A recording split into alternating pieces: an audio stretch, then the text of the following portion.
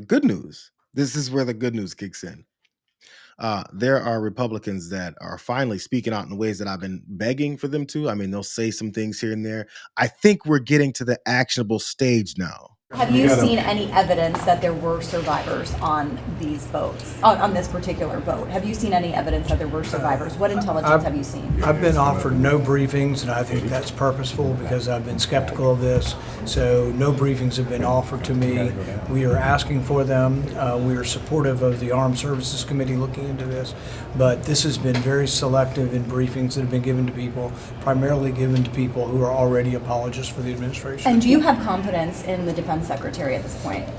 I'm very, very concerned about an order that would say kill them all, kill them, after they've already been wounded, after they're drifting apart.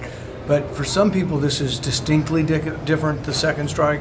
I think both strikes are actually illegal. I don't think you can just name people and say, well, they've got drugs, well, where's the proof? That's an allegation.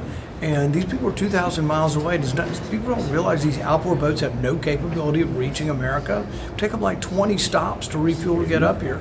In all likelihood, none of these boats are coming to America. It's a completely made up and false sense that we're at war, we can do whatever we want, but if Congress wants to vote on it, no, we're not at war. So they're at war if they can do whatever they want with no oversight. But if Congress were to get involved with oversight, it's not a real war, it's just a war where we name people who we don't like, we call them terrorists, and then we kill them, and then if we see them floating around in the ocean, we then re-bomb them. It's a crazy system. Nothing but truth from Rand Paul. A solid minute and a half of truth. He blew up the whole lie about how they're saying that they didn't apparently do that second bombing, but also violating the whole war, the normal rule and guidance of war in the first place. And also the fact that these guys couldn't even have made it. He blew up every aspect of the thing that these guys have been saying. But the moment that they even talked about how they're bombing people and it's so great, that's illegal already. We just got to this point because of this story about that second double tap that they then had to kill these other folks.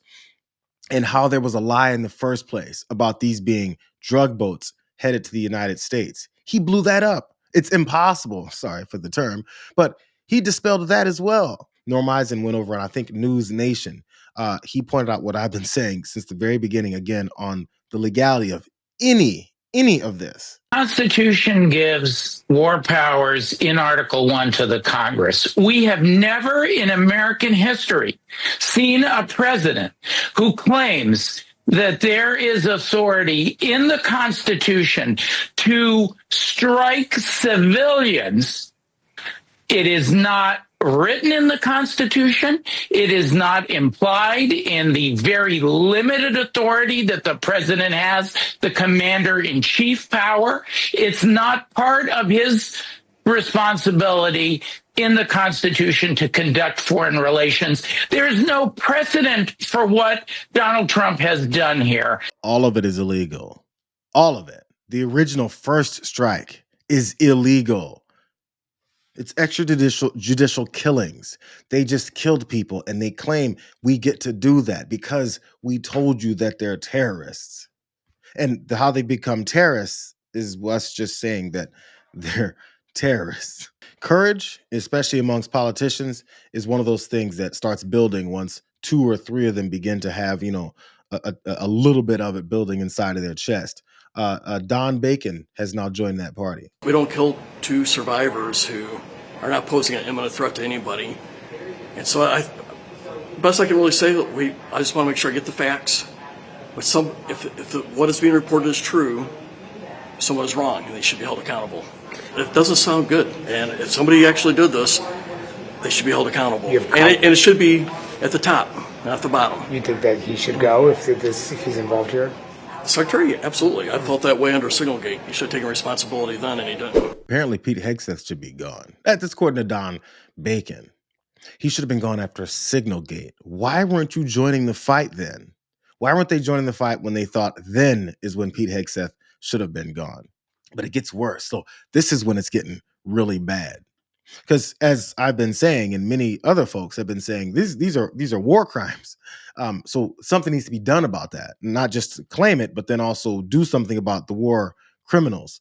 Oddly, you remember this guy? Maybe you guys don't. Andrew Napolitano. He used to work on Fox News with Pete Hegseth. I wish the White House would reveal to us the laws on which the president is relying. He says he has an opinion from the Justice Department, but neither the Justice Department or the White House will offer it for public scrutiny. And it gives me no pleasure to say what I'm about to say because I worked with Pete Hegseth for 7 or 8 years at Fox News. This is an act of a war crime, ordering survivors who the law requires be rescued instead to be murdered. There's absolutely no legal basis for it. Everybody along the line who did it, from the Secretary of Defense to the Admiral to the people who actually pulled the trigger, should be prosecuted for a war crime for killing these 2 people. I don't know where this is going to go. Republicans in the Congress seem to be as exacerbated by it as the Democrats do. I think it's getting beyond politics now. The killing is out of hand. And this last one, in which Pete Hegseth first denied that he gave the order, and then the White House said he did give the order, and then the White House said it was in self-defense. Self-defense. You got 2 people in the ocean clinging to a burning boat to stay alive, and they're going to be killed for self-defense? That doesn't make any sense. It doesn't make any sense. It's like this, the phrase we've been saying for the last 10, 11 months. None of it makes any sense. Andrew Napolitano calling Pete Hegseth, who used to work with, which he doesn't really want to say, a war criminal. These are war crimes, bro. It's time to do something about war crimes, because we have to deter people from doing those things because, it's against the law. That is, unless you're a fascist. So which one is it? Which one is it going to be? You could listen to these fascists and see if this makes any sense. So the president had the courage to designate these cartels as designated terrorist organizations. Now, a number of us here served in the military and spent 20 years fighting terrorists like Al-Qaeda and ISIS on the other side of the world. How do you treat Al-Qaeda and ISIS? Do you arrest them and pat them on the head and say, don't do that again? Or do you end the problem directly by taking a lethal, kinetic approach? And that's the way President Trump has authorized the War Department to look at these cartels. The rigorous, the intel, the legal, the evidence-based way that we're able to, with sources and methods that we can't reveal here, that make sure that every one of those drug boats is tied to a designated terrorist organization. We know who's on it, what they're doing, what they're carrying. All these white bales are not Christmas gifts from Santa. This is drugs running on 4-motor fast boats or submarines that we've also struck. No one's fishing on a submarine. And I have empowered them to make that call. Main point here. Trump designated these cartels as terror organizations. Therefore, we can claim anybody's a part of these cartels and therefore call them terrorists. And what do you do with terrorists, Pete Hegseth says? Just like Al-Qaeda, we just kill them. So as long as I point out and say, you're a cartel member, have we heard that? They've been doing it as they've been doing these immigration sweeps, as they've been doing these mass deportations. Everybody is a cartel member. And we've seen the number of innocent people that they've sent off to CICOD and other prisons across the world, deported them to third countries all the time based off of this basic and blatant lie that they're just terrorists. You know who else they said are terrorists? That then also you have the right to kill randomly? The Democratic Party. The Democrat Party does not fight for, care about, or represent American citizens. It is an entity devoted exclusively to the defense of hardened criminals, gangbangers, and illegal alien killers and terrorists. The Democrat Party is not a political party. It is a domestic extremist organization. You guys remember that? And do you guys also remember when they said the Democratic Party and anybody that they disagree with are a bunch of terrorists? We should designate them terrorists. It means that they're going to start coming after folks here lethally to kill folks and claim they're terrorists. Antifa. Antifa is going to be designated a domestic terrorist organization. This is something the president campaigned on because we have seen a rise in violence perpetuated by Antifa radical people across this country who subscribe to this group. This network of Antifa is just as sophisticated as MS-13, as TDA, as ISIS, as Hezbollah, as Hamas, as all of them. They are just as dangerous. They have an agenda to destroy us, just like the other terrorists we've dealt with for many, many years. And today is the day that we have a president that won't tolerate it.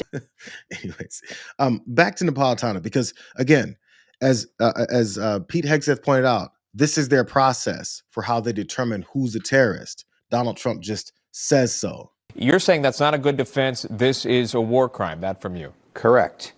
Even They're Congressman... heavy words. Very heavy words, which is why I prefaced it by saying it gives me no pleasure to do it. I'm accusing them of crimes that could incarcerate them or even execute them if this stuff was enforced to the hilt. I wish it hadn't happened, and I wish I didn't have to say it, but I have to be intellectually honest about what I'm observing here. You don't see any other side that, because you're very well versed in the law. We know that. You don't see any other side of argument for the administration other than a war crime is committed. There is no other avenue to look at this. Look, narco-terrorist is not a legal term. It's a political term, and using that political term does not justify. But if they're labeled terrorists by the administration, doesn't that indeed indicate that they are? No. Only if they're engaged in violence can the military kill them. The military can't But it legally. seems violent if they're coming here with drugs that could kill Americans. Is that not so? Well, they're 1,500 miles from the United States in a speedboat with a 50-mile distance. It's inconceivable it could reach the United States. Okay. Man, that anchor really tried. He tried like 3 or 4 times. Well, but what if Donald Trump says that he can kill them? Okay, what if Donald Trump says that they're terrorists? Okay, what if Donald Trump says that they got tons of drugs on their boats and they're coming to the United States? He shot down all those because they're such elementary arguments, because he keeps regurgitating elementary arguments from people like Donald Trump and Pete Hegseth, elementary minds.